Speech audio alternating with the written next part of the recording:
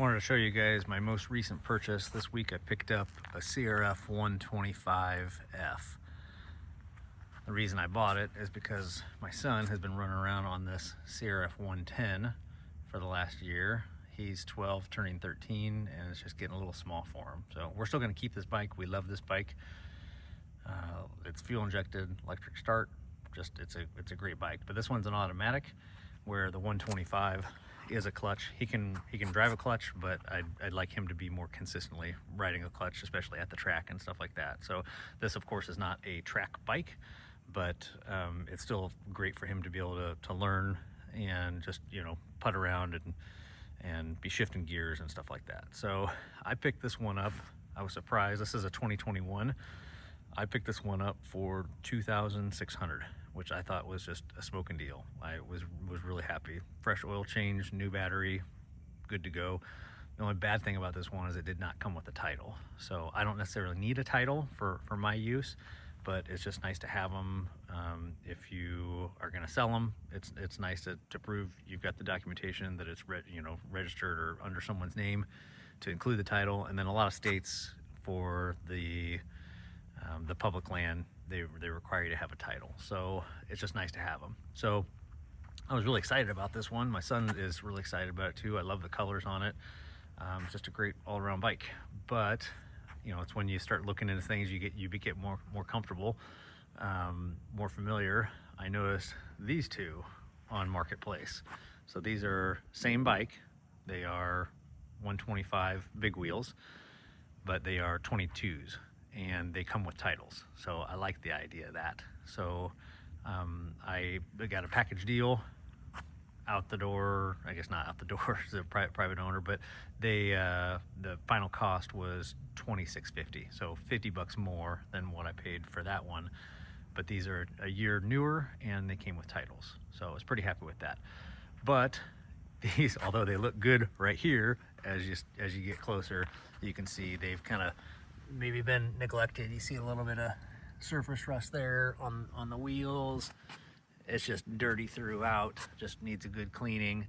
Both batteries were dead in both bikes, which surprised me because they both have the trickle charger dongle. So why you wouldn't take the time to put those on. So I've had these on the trickle charger overnight. I took the battery to this one inside because this one's taking a little bit longer. But this one already is showing some promise.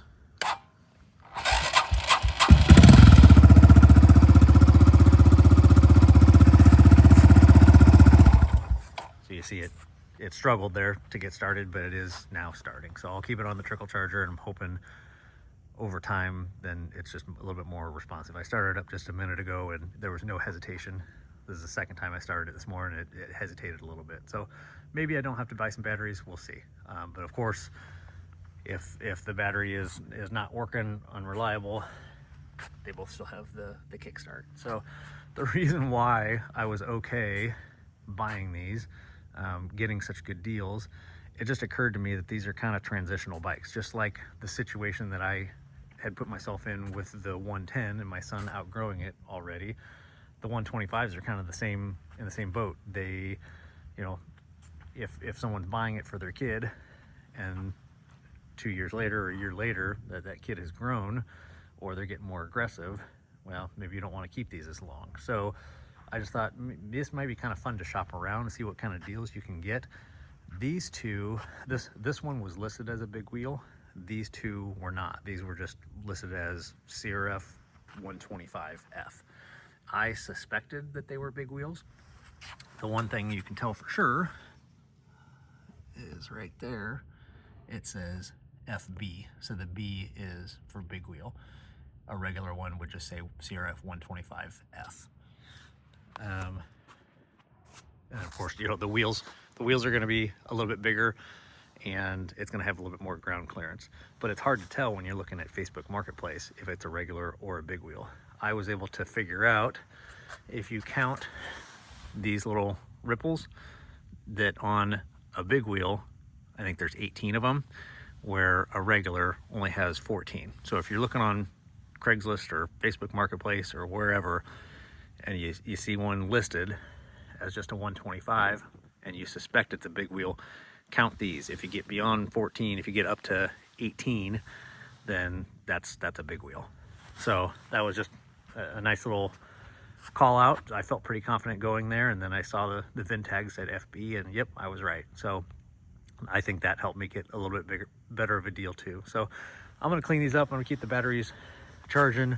I'm gonna get them oil changed, and I'll probably have to take an SOS pad to some of that surface rust. I think that's all gonna come out. So pretty excited. I'm not gonna keep all of these, but for a period of time, might just go out with some buddies and things like that. So if you guys are looking for something like that, keep in mind what I'm talking about with that shock boot.